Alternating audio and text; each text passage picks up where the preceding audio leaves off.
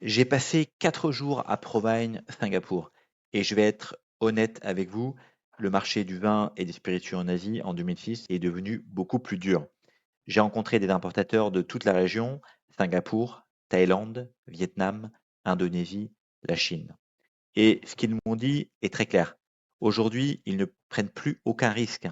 Dans cette vidéo, je vais vous expliquer exactement ce qui fonctionne, ce qui ne fonctionne plus et comment vous pouvez réellement vendre en Asie aujourd'hui.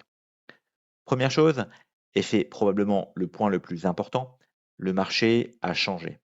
Avant, un importateur pouvait tester plusieurs références, prendre des positions et construire. Aujourd'hui, c'est terminé. Ce que j'ai vu sur le salon, c'est des commandes très petites. Ça peut aller de 200, 300 bouteilles à quelques palettes mixtes au départ. Et donc, pourquoi? Parce qu'ils veulent voir si ça tourne. Ils vont tester, ils vont analyser, ils vont revenir ou pas. Donc, si vous arrivez avec une logique, je vais vendre un conteneur rapidement, ça ne marche plus. Maintenant, ce qui fonctionne vraiment, premier point, ce sont les vins blancs secs. Clairement en hausse. Sauvignon blanc, chardonnay, profil aromatique, voire quelques autres cépages comme le vionnier par exemple. Pourquoi? Parce que c'est plus accessible, c'est facile à vendre et c'est plus adapté à la restauration. Deuxième point, c'est le rapport qualité-prix. C'est très important. Les produits qui ont attiré de l'intérêt, c'est autour de 2,50 € à 5 € ex-works la bouteille. Là, les importateurs peuvent tester facilement, marger et limiter les risques.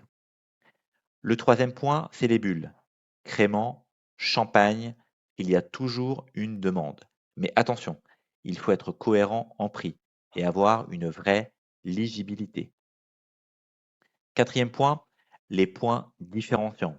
Par exemple, avoir des cépages originaux, des profils atypiques ou alors des produits, des boissons non alcoolisées ou faiblement alcoolisées. Pourquoi? Parce que ça attire l'attention et aujourd'hui, c'est vraiment l'essentiel. Qu'est-ce qui ne marche plus aujourd'hui?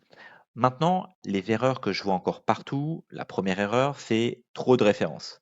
Arriver avec 10 produits sur un stand, c'est déjà une première erreur. Aujourd'hui, il faut cibler entre 2 à 3 références maximum, avoir un positionnement très clair.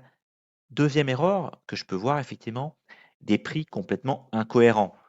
Le marché est ultra compétitif en Asie. Si vous êtes trop cher, le refus est immédiat. Si vous n'êtes pas clair, il y a une incompréhension auprès des importateurs asiatiques. La troisième erreur, c'est des discours trop compliqués. Aujourd'hui, il faut être vraiment simple, sinon vous perdez l'acheteur en quelques secondes. Le vrai problème, c'est l'absence de stratégie. Beaucoup pensent que faire un salon égale vendre. C'est faux. Vendre en Asie, c'est rencontrer, relancer, adapter et suivre dans le temps. Et ça, il y en a très peu qui le font correctement. Si je devais résumer ce que j'ai vu à Singapour, on est sur des marchés qui sont de plus en plus exigeants, des importateurs beaucoup plus prudents qui vont vouloir tester avec leurs équipes en interne et également avec leur clientèle en organisant notamment des blind testing sur certaines catégories de produits. Mais il y a aussi toujours des opportunités, à condition d'avoir les bons produits au bon prix et la bonne méthode. Tout ça, il faut l'avoir en tête si vous voulez vraiment réussir en Asie, que ça soit en Chine, que ça soit à Singapour ou dans le reste de l'Asie du Sud-Est, notamment. Ce qu'il faut absolument bien comprendre, c'est que il y a tellement de concurrence sur les différents marchés que les acheteurs ont le choix.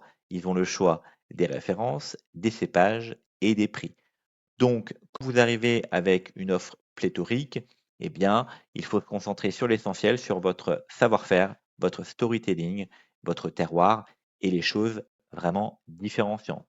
Pourquoi l'importateur prendrait votre référence plutôt qu'une autre? C'est des questions qu'il faut vraiment se poser et puis s'adapter au marché. Concernant les vins rouges, il y a aussi deux catégories. Les profils, on va dire plus jeunes, entre 20 et 45 ans, qui vont aimer des vins rouges plutôt frais, plutôt légers.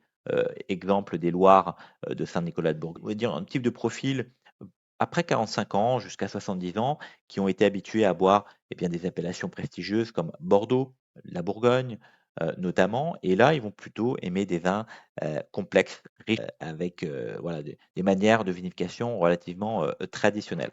Donc, c'est ce que j'ai pu voir en Chine, c'est ce que j'ai pu voir également à Singapour. Donc, effectivement, il faut en prendre compte si vous souhaitez développer la vie. Si vous êtes producteur et que vous souhaitez, ou si vous avez une marque et que vous souhaitez développer l'Asie, ne perdez pas de temps à tester tout seul, hein. Travaillez vraiment avec quelqu'un qui est sur le terrain. Si cette vidéo vous a été utile, abonnez-vous, laissez un commentaire. Et si vous voulez un retour concret de votre gamme, contacte-moi en direct. Je vous dirai très clairement si ça peut marcher ou pas.